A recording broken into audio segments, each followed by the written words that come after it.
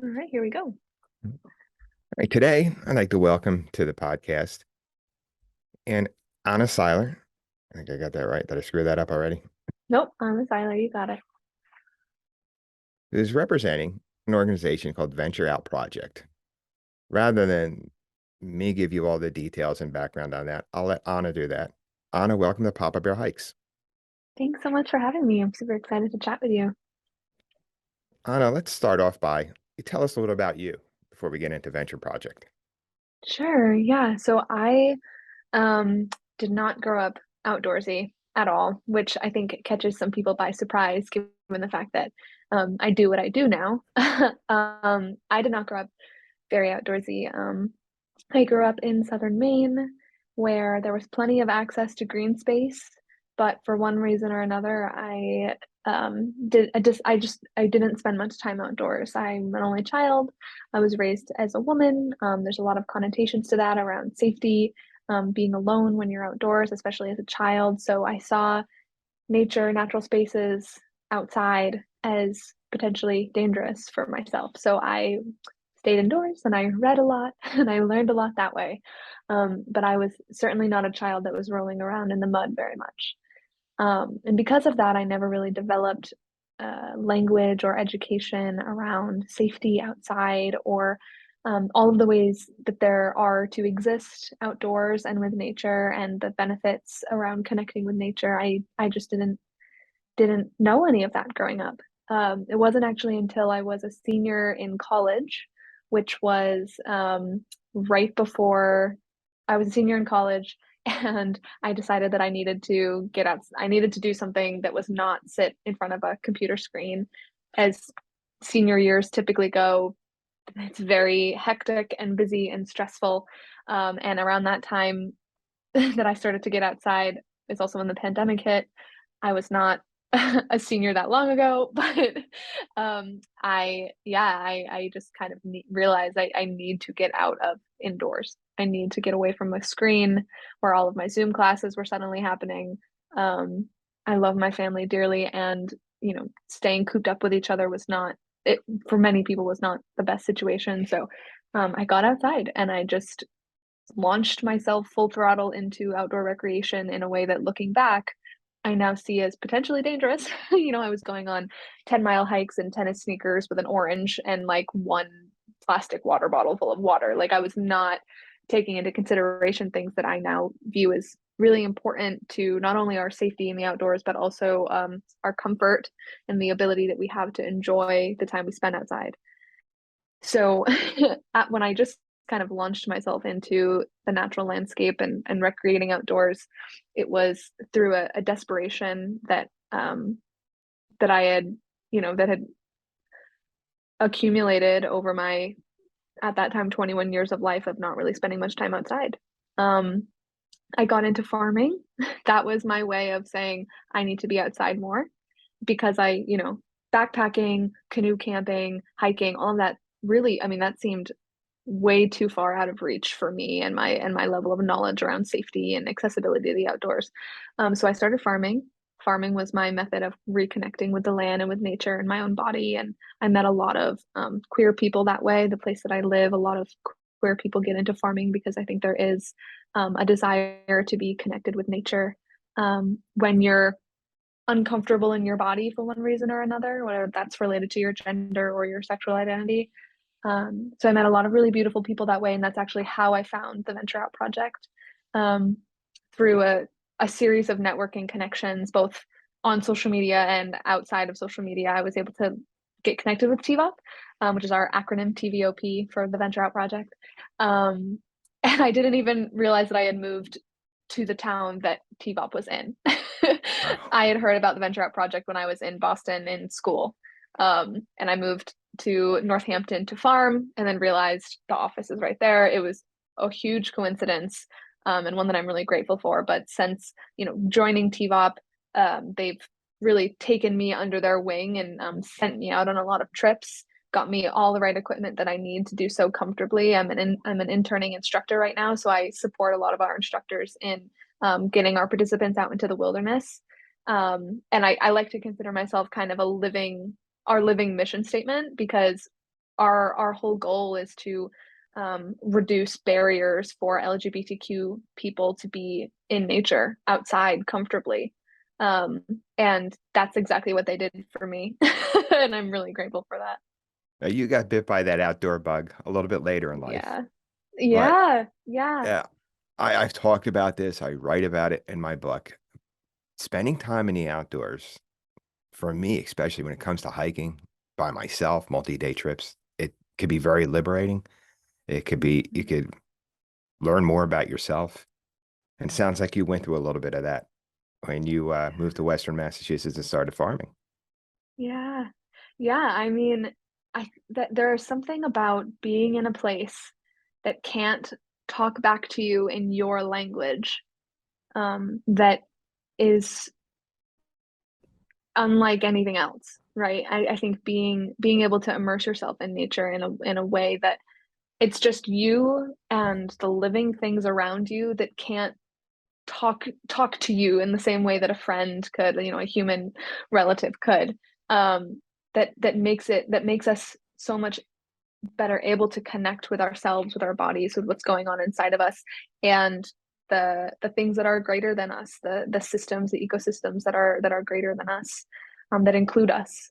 Really special. Yeah. Yeah. Yeah. And it could be humbling, right? When you Hmm. step back and look at the big picture, we're just a little speck in all of this. And we could Yeah. be swallowed up if we're not careful. I don't want to scare Yes. people, but yes, if we're not No, smart or yeah. careful about how we go about this.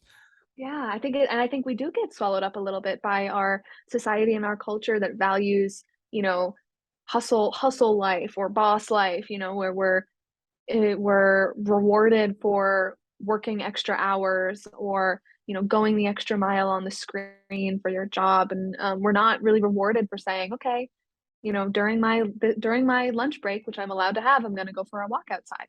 We're not rewarded the same way for that, Yeah. which almost makes it all the more important. Yeah, Yeah. Yeah. I think I'm a little older than you. Anna. You're actually that's younger than my wonderful. youngest son. I don't want to say I'm going to end up aging myself here. uh, not much younger than my youngest, but you're younger than my youngest. But Hmm. it seems like, and I could probably trace this to my generation being guilty for this. We've wired ourselves to believe that work, work, work. Mm, We don't have a 40-hour work week. We have the 50-hour, 60-hour work week. And getting outside and doing things other than cutting our grass and painting our porches seems to be the exception, not the norm. That hmm. we've wired ourselves to think everything needs to be for my job. And if I have some spare time, I'll get out and go for a hike, play some golf, do something recreational, maybe do an Hmm. overnight kayaking trip. And I think your generation is starting to get that it's just not mentally healthy for us. Hmm. Hmm. Yeah. I mean, when we think about productivity, I think previous generations and still my generation, I mean, it's definitely affected me and has bled into my generation as well. Um, that concept of productivity, we've linked it to our work week, and when we clock in and when we clock out, those are the hours that we're productive. Um, and it's interesting the way that we've kind of spun that word productivity to mean work and being successful and achieving things, crossing things off a to-do list, rather than kind of honoring what productivity actually is, which is just a linking of our intention with our attention. Um, and if we kind of reframe the way that we view productivity to just to encompass so many other things, to encompass camping, to encompass, sitting outside with family and having lemonade or going for a walk with your animal, if we included that into being, I'm linking my intention, my attention here. This is productivity, this is enjoyable. It opens us up to a whole world of reward hormones that we typically don't allow ourselves to tap into unless we're on the screen or clocked in to some kind of job or obligation. And Anna, what you're saying makes me think somebody who through hikes one of these long trails that's out there for 4 or 5 or even 6 months in many cases, Hmm. do they, I don't think they come home feeling like they weren't productive for that time, right? Yeah, you're If so you can live right. out on a trail that long, I think you feel pretty productive. Hmm. Yeah, exactly right. And that's like linking. They're they have reframed what our greater society deems as productive. And it Yeah. has allowed them to tap into this experience that most Americans do not even see as a possibility for them. There are so many barriers put into place that kind of gatekeeps the outdoors from humans. It's kind of like that our connection to nature should be one of the most important parts of our daily rituals. The ways that we connect to each other, connect to nature, care for one another and with nature. It's really undervalued. And I think that's why we're seeing, not to go off on like a Gen Z tangent, but I think that's why we're seeing what we're seeing with climate change, and with younger generations really pushing for that, because we're pivoting what we see as valuable. Um, and now I think what many people are seeing as valuable is their time and their life and their relationships with themselves and with other humans and with other non-humans. You know, there's a cultural shift in what we think is important.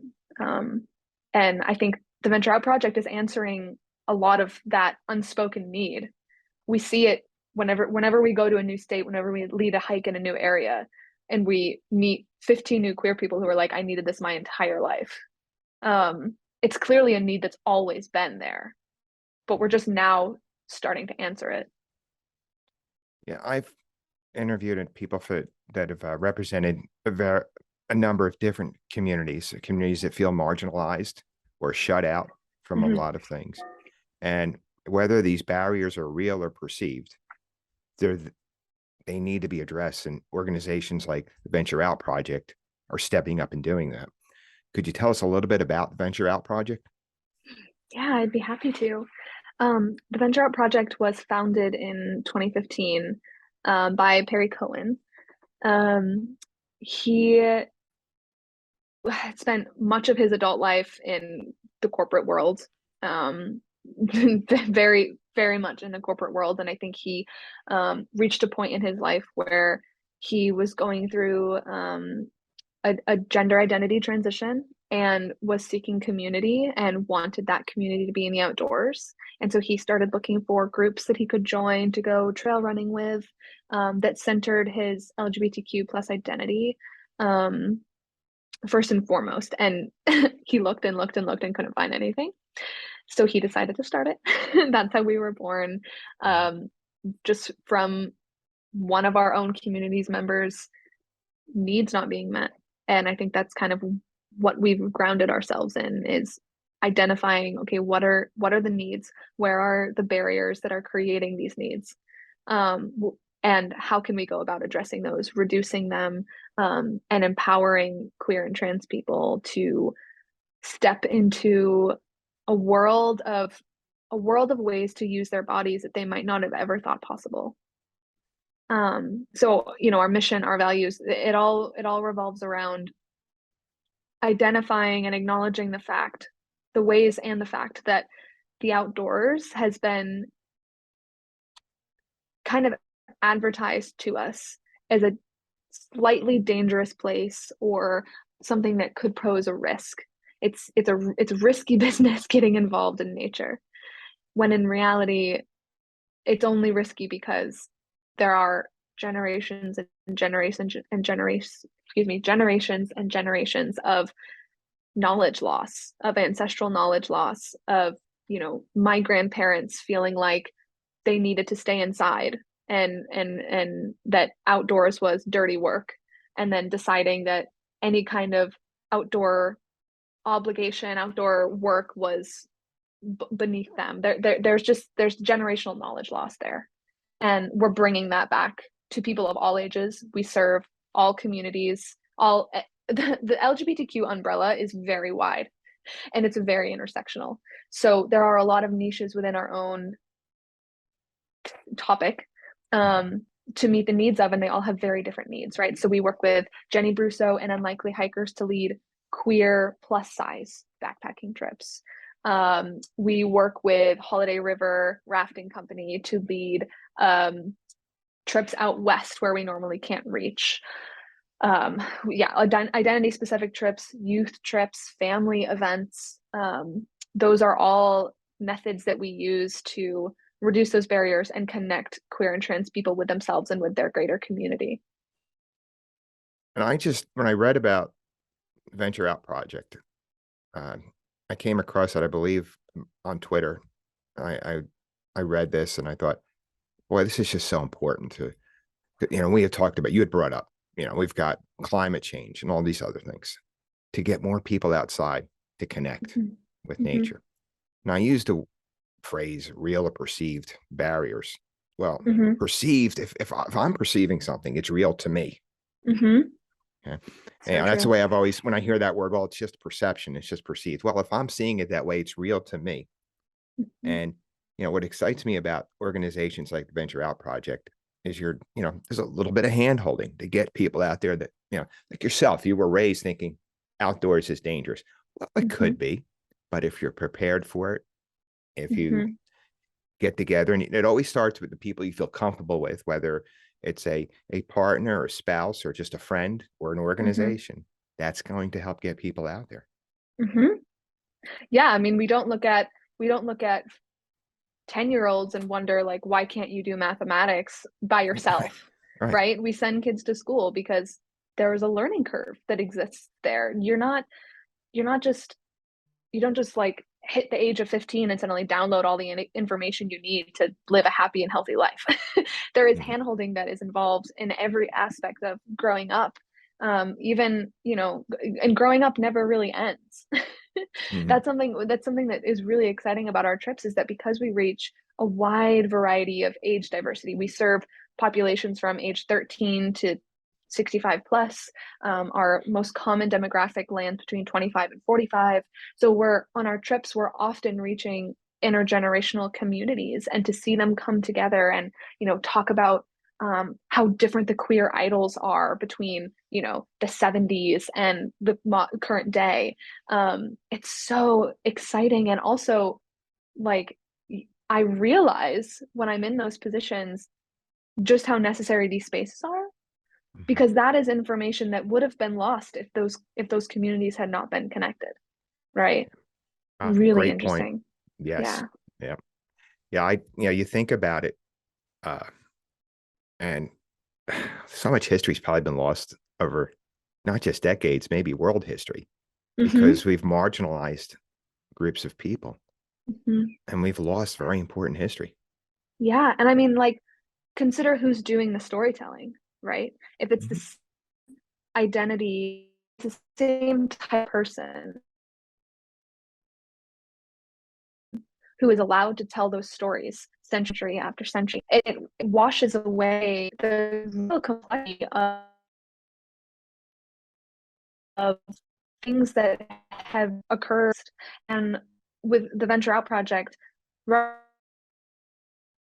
representation, getting queer people but also internally staff to, like, with outdoor recreation brands and summer camps, and magazines and podcasts, to parents people to tell their story, diversify who is able to tell their story, who is writing history, and how are they writing it, plays a big role in a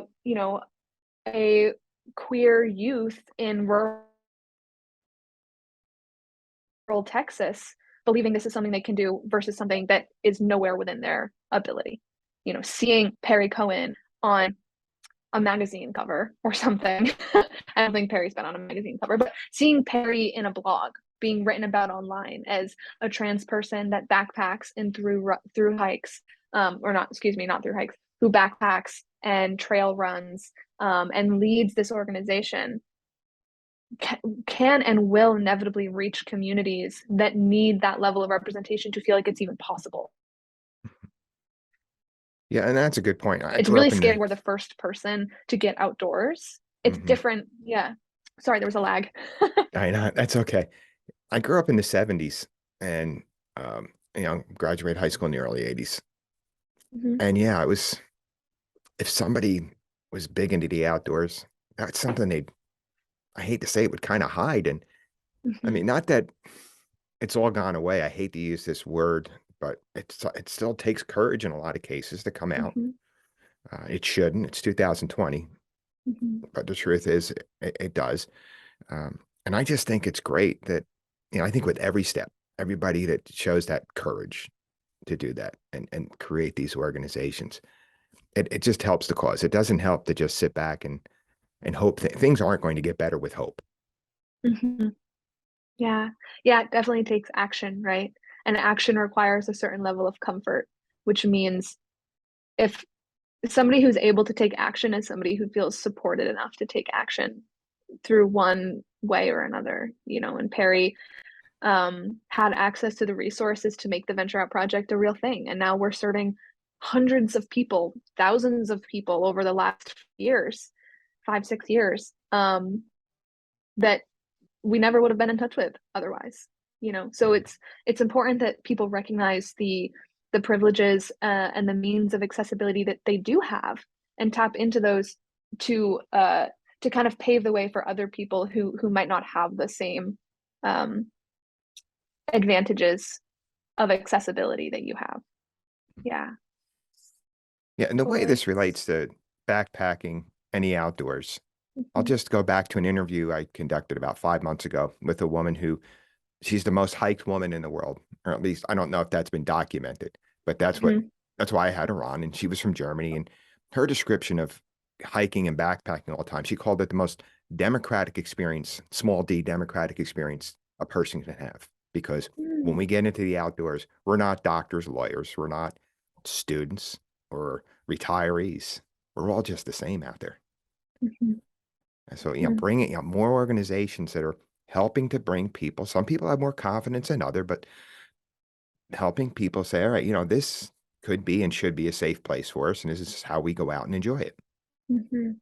Yeah. And I think, it is, I agree with this person about the fact that it is a great equalizer in many ways.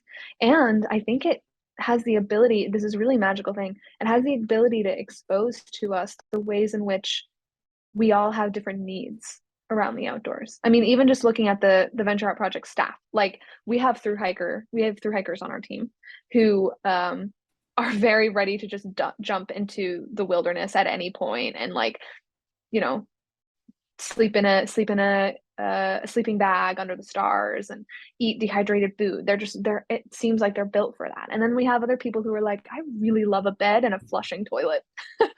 And that is just like, it's really amazing how different everybody is when it comes to what are their needs when it in outdoor spaces, and how can we meet those needs so that their time outdoors can be enjoyable and comforting and as beneficial as possible. Mhm. Yeah, and it's Yeah. interesting you bring up through hikers. I did a Hmm. series this year, and I'm going to be expanding it for 2023, where I followed Mm. a group of through hikers, and I've interviewed all but one couple I have left. And it was interesting when it was over to hear that they each had unique experiences on that trail. They were from different backgrounds, but they Hmm. all came back with something different. Hmm. Yeah. Yeah. Yeah, we bring ourselves Yeah. onto those trails. Yeah. And we are, I mean, it's kind of a cliche, we're all unique little snowflakes out there. Every one of us is different, but it's true. And that means when we're stepping out of our comfort zone, which for many people that's what backpacking is. It's stepping into your challenge zone, your growth zone. Um, it brings up a lot of stuff in us that we maybe haven't acknowledged openly, to ourselves or to our loved ones, to the people maybe we're hiking with. And it does make every experience so unique. Um, it's magic. Yeah. It is. I mean, you're telling somebody who's just hooked on it. It's just, yeah, it is. Try Yeah. try hiking for 6 or 7 hours by yourself. If you don't learn something about yourself or can't enjoy your own company, Hmm. I don't know. I But don't know that what to again, tell and you. that's something that, like if you hike for 6 or 7 hours and you come out the trailhead with like white noise in your head, that's something to acknowledge too. Like All right. what's going on that makes you feel like you can't even be vulnerable with yourself alone in the woods. There's something to learn every single time you step onto trail. And it's even more amazing when you're able to do that with community. Yes. Well, yeah, I mean, I love solo hiking, but I also really enjoy hiking with my friends. Hmm. It is, yeah, and you're right. both approaches definitely have their, I get a lot out of both of those types of hikes, my solo hikes and hikes with my friends. I have a ton of Mhm. fun with my friends on our day hikes. When I do my solo hiking, it's kind of my wife calls it my mental health break from life. Right. Yeah, Um, exactly. yeah. Anna, I know, went on the website and I noticed that Venture Out program, or I'm sorry, Venture Out project, you guys put on events that include families as well. Mhm. And We I sure think do. that that's so important. I know a young man who is gay and came out in high school, and I know that it wasn't easy, Mhm. even with family members. It could be very difficult. With your Mhm. family outings, are you trying to maybe help that transition with the families to make them more acceptable? Or are you generally just attracting the families that have said, "Hey, this is, this is my child, and I'm going to love them no matter what, and I'm here to celebrate their happiness." Yeah, that's a great question, and thank you for asking that. Um,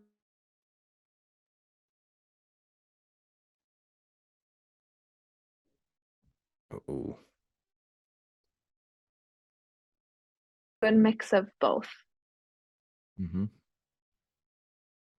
Like, your screen's frozen, I just wanna make sure you can hear Yeah. me.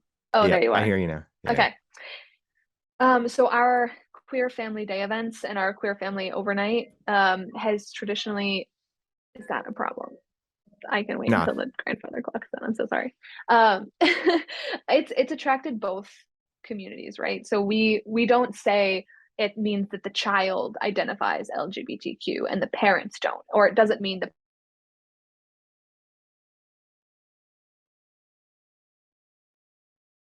the family is LGBT. Like, so we attract very young kiddos whose parents are just wanting their child to be around other LGBTQ people. We attract queer parents who have just gone through the process of adopting or having a baby and are looking for other parents to help them with that, newborn lifestyle. We have people come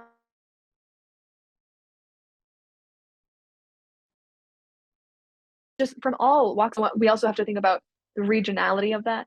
Mhm. um, in New England, it's not. I think it's a misconception or an generalization to say that like parents in New England are just more accepting than parents in the South. I think it's a different kind of exception or rejection. Um, but that being said, I think hosting a queer family day event in Vermont is a little bit different from hosting one in some more conservative states. So currently, our family events is seeking to bring together queer community wherever that may lie in a family. And what we find is it's a really beautiful opportunity for people to get to know each other. I think there's sometimes this assumption that you know, queer people need other queer people and not non-queer people, which I think it's important that we have intentional community space. But at the end of the day, we're all living collectively in this community together. And our family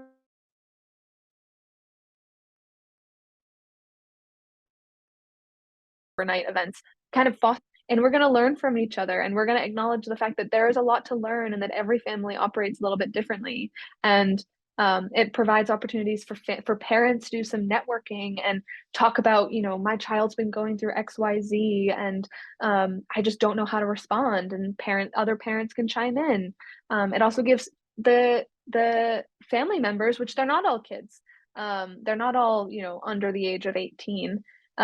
It's just families in general, but it gives the children an opportunity to kind of network with each other and talk amongst themselves about what it's like for them to have queer parents or to be queer themselves, and it's very complex, but it provides a clean plate for conversation, and it's always so magical.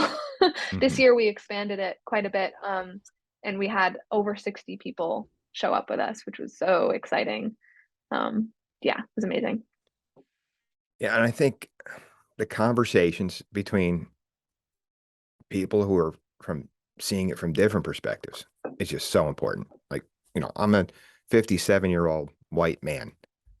So when I speak to people who are of a different complexion, Mhm. different gender preference. I want to listen. Mhm. I Mhm. um, I don't want to like be somebody that goes through life apologizing for things I did wrong, but I think it's so important that we all try to, instead of looking at something as being different or different being bad, listen. Mhm. Um, listen, I think that if we can just accept each other for who we are, and I don't want to sound preachy here, I just I think it just makes us it can make for a better society. Mhm. And I think the key to that really is to remain curious about each other Mhm. and not kind of wander into a place of assuming that you know everything there is to know about this identity group, um, and that there's nothing left to be curious about, and it blocks you off from being able to love them. And it's a tricky it can be tricky. People are unique. Some people will really not want to have conversations with you to explain to you, in my case, like in my field of work, some people really don't want to have to explain to you why it's important that you use their pronouns. And some people are really patient and really empathetic to understanding there are different growth like growth trajectories out Mhm. there. um I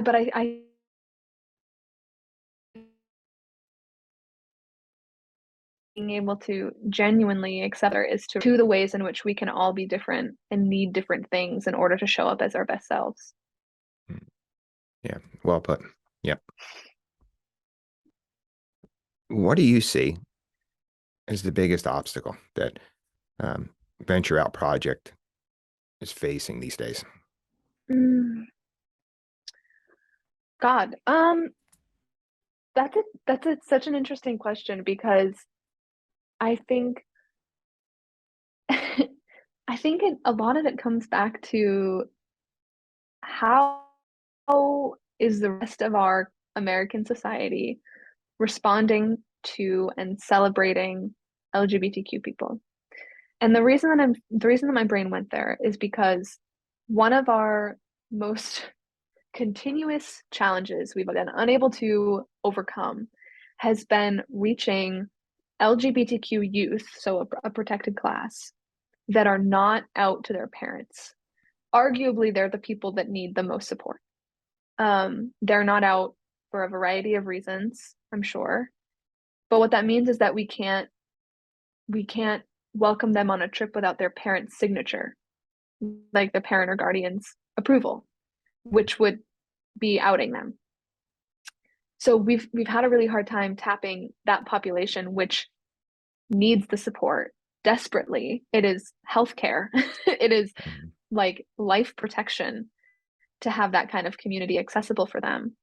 But because of stigma, because of anti-LGBTQ legislature, because of things in Florida like the Don't Say Gay bill that are a lot like just totally disempowering adults from being able to talk about it, um, it's effectively shutting down any conversation that we as a nonprofit can have with the communities most in need that we're wanting to serve. So my mind goes to anti-LGBTQ legislature and the ways in which people in power who are writing history, like we talked about, um, kind of determining that we don't have a story to tell ourselves, rather than just believing us that there is a story that we would like to share. I think that's a huge beast to think about governmental anything. But it has a trickle down effect, like everything. It has a trickle down effect, and it means that we can't access um, a population that really needs life saving resources. And I'm listening to you, Anna, and I'm thinking, haven't we learned enough yet that when we treat Yeah. people differently, when we take people and we put them into a group because they don't fit into that peg or that square hole that we want them to, or the round hole we want to put that, because they Hmm. don't fit there. Well, we're going to address this by just legislating it and saying, okay, you know, Mm. we'll fix this by making sure they can't say gay in a classroom or that they can't Hmm. get married or don't have access to health care or life insurance benefits. Hmm. That has got to upset you. Yeah. Well, it honestly, Martin, it It reminds me bothers of, me. It bothers the heck out of yeah. me. Well, I'm glad. Um, yes, I think that those these laws are being put into place from a place of fear, which is the opposite of curiosity and love. They're being approached as, I know everything there is to know about you. And I know that there is something to fear about you for whatever reason, whatever stereotype you've heard or experienced. There's something to fear. And therefore, I need to do something to control you so that you're less of a threat. Rather than saying, I don't, the unknown, not knowing something can be scary.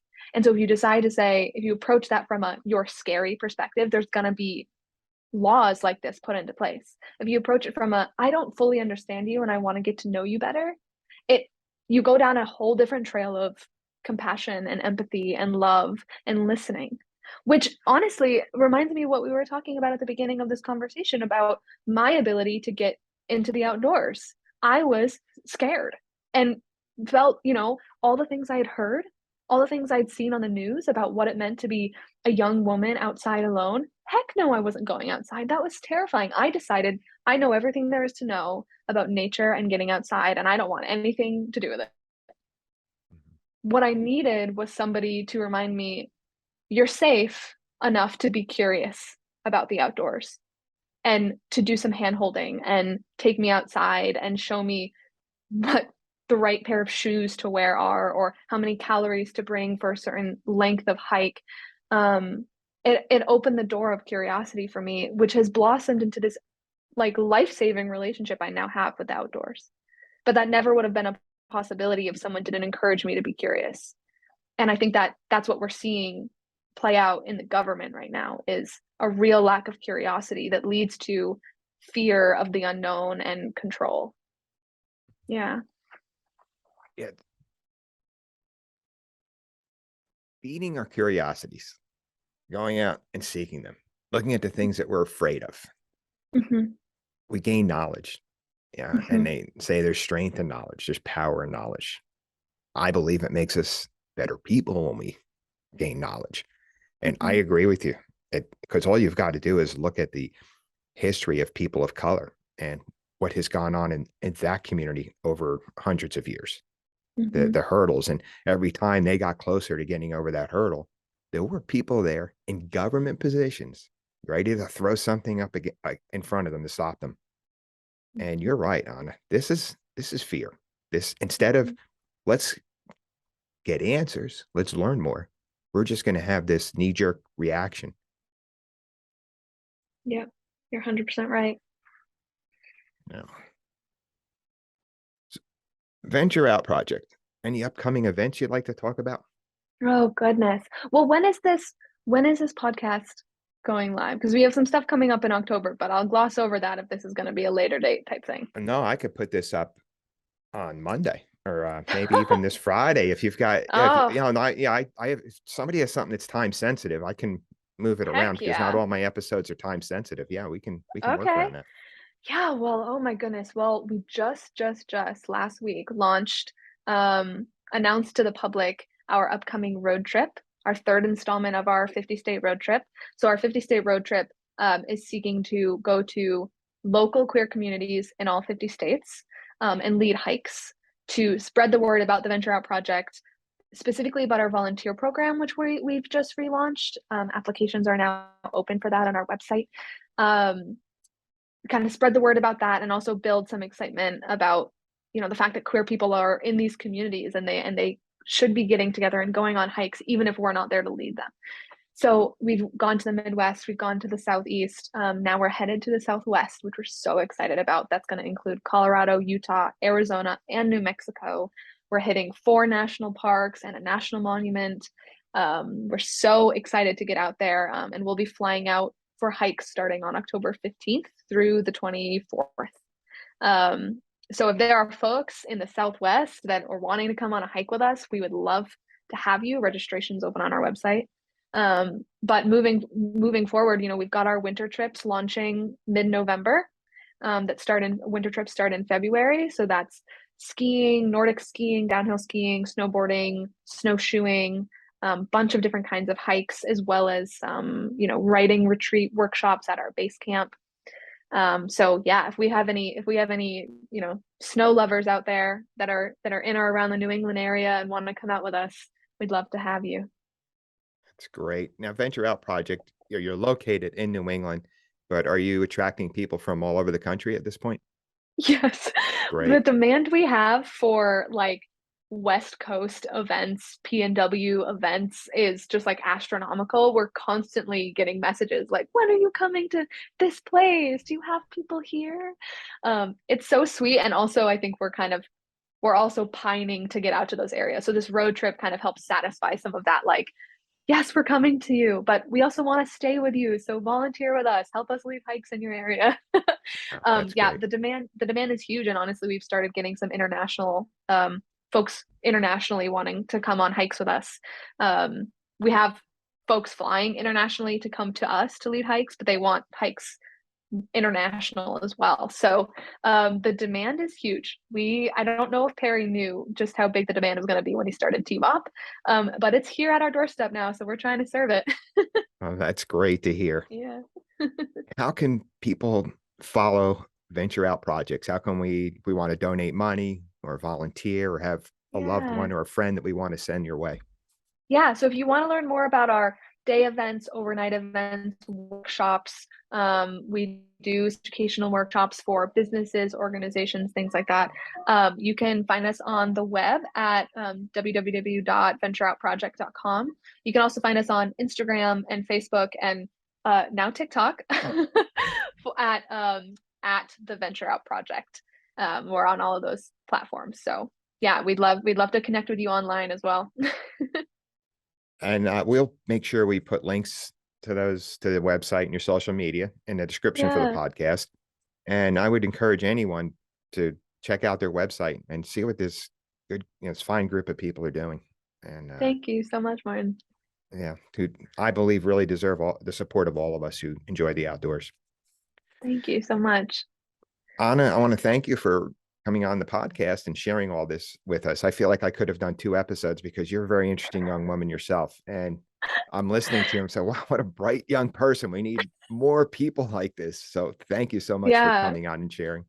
of course. Well, ring my line anytime. And if anybody listening is interested in getting involved or working with us, just reach out to me too. I'm on the website. But thank you. I'm so grateful to have this space to kind of get on my soapbox for a minute. So thanks for making it. I really appreciate it. Thank you, Anna.